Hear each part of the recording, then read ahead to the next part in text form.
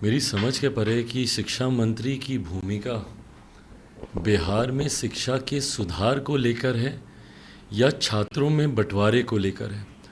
जिस तरीके से शिक्षा मंत्री के बार बार इस तरीके से विवादित बयान आते हैं, पहली बात तो आपको छात्रों की चिंता नहीं। आप एक ऐसे प्रदेश के शिक्षा मंत्री हैं जहाँ पे सालों साल तक कोर्सेज समाप्त नहीं होते, जहाँ पे प्राइमरी एजुकेशन बद से बदतर होती जा रही है, जहाँ पर भवन ही नहीं है बच्चों के बैठने के लिए, बेंचेस ही नहीं है बच्चों के बैठने के लिए। उस पर ध्यान केंद्रित करने के अलावा शिक्षा मंत्री का ध्यान हर चीज़ पर रहता है। इस तरीके के विवादित बयान देने से कोई भी सामान्य व्यक्ति भी ये बताएगा कि सिर्फ समाज में बंटवारे की भावना उत्पन्न होगी। भाई कई लोग हैं जो आस्था रखते हैं रामचरितमानस पर। आप शिक्षा मंत्री हैं भाई, कैसी भाषा का आप इस्तेमाल कर रहे हैं? पोटेशियम साइनाइड, भाई अगर वो पोटेशियम साइनाइड होता तो अभी तक तो सब लोग समाप्त हो गए होते। भाई कैसी बातें आप कर रहे हैं? और इस तरीके की बेफिजूल बातें आज की तारीख में कर कर समाज में बंटवारा पैदा करने के अलावा इससे किसी को क्या प्राप्त होगा? क्या शिक्षा यही सिखाती है कि समाज में बंटवारा पैदा करें धर्म के नाम पर, जाति के नाम पर, अलग अलग संप्रदायों के नाम पर?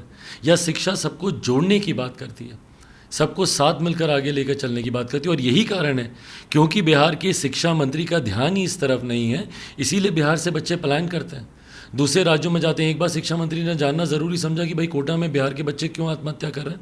क्या एक बार भी उनके परिवार वालों से जाके इन्होंने मिलना ज़रूरी समझा? सिर्फ विवादित बयान देने के अलावा इन शिक्षा मंत्री का और कोई काम नहीं है। बल्कि हम लोग तो मांग करते हैं कि भाई तत्काल प्रभाव से ऐसे शिक्षा मंत्री जो समाज में बंटवारे की राजनीति करते हों, जो बच्चों में भाईचारे की बजाय एक दूसरे को अलग करने की सोच रखते हो, ऐसे शिक्षा मंत्री को तत्काल प्रभाव से अपने पद से हटा देना चाहिए। इनको इस्तीफा भी नहीं, इनको बर्खास्त कर देना चाहिए, ताकि आने वाले शिक्षा मंत्रियों को ये समझ में आए कि बिहार के बच्चों को जोड़ने की सीख देने की ज़रूरत है, ना कि उनके भीतर ये अलगाववाद, उनके भीतर ये बंटवारे की सोच उत्पन्न करने की बजाय।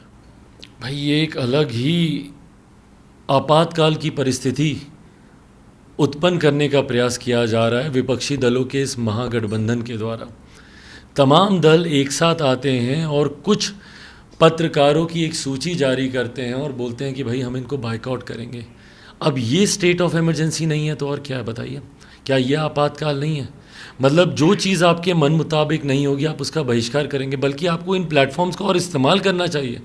भाई अगर आपसे तीखे सवाल पूछे जा रहे हैं या अगर आपके कहे अनुसार अगर आपकी बातें नहीं उस पर की जा रही हैं और अगर आपको लगता है कि ये लोग कोई षड्यंत्र रच रहे हैं आपके खिलाफ, तो वही मौका भी है आपके पास अपनी बातों को और स्पष्ट तरीके से जनता के सामने रखने का।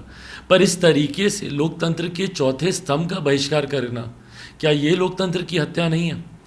हर समय आपके अनुसार तो सवाल नहीं पूछे जाएंगे ना। और ये सिर्फ आप ही के साथ नहीं होता है भाई, हर जगह होता है। कितने पत्रकार हैं जो सत्ता से ऐसे सवाल पूछ रहे हैं। बट हाँ, एक बड़ी जिम्मेदारी विपक्ष की भी है। विपक्ष से भी सवाल किए जाएंगे कि आपने इस विषय को क्यों नहीं उठाया, आपने उस विषय को क्यों नहीं उठाया। जहाँ सत्ता भी जवाब देगी है वहाँ विपक्ष भी जवाब देगी है। पर ऐसे में बहिष्कार कर देना ये पूरी तरीके से एक आपातकाल की परिस्थिति बनाने की तरीके से, और इसका हम लोग निंदा करते हैं। अगर आपके हिसाब से सवाल नहीं पूछे जाएंगे, आप उन पत्रकारों के पास नहीं जाएंगे, अगर आपको जाना ही सिर्फ उन लोगों के पास है जो आपके हिसाब से सवाल करें, तो फिर इससे तो बेहतर है कि भैया हर दल जो विपक्षी गठबंधन में है अपना अपना न्यूज़ चैनल खोल ले, अपने अपने हिसाब से अपनी अपनी बातों को रखें। फिर डिबेट्स में जाने का मतलब ही क्या हुआ, या ऐसे चैनल्स के फिर होने का मतलब ही क्या है अगर आपको सिर्फ अपने हिसाब से सवालों को पूछना।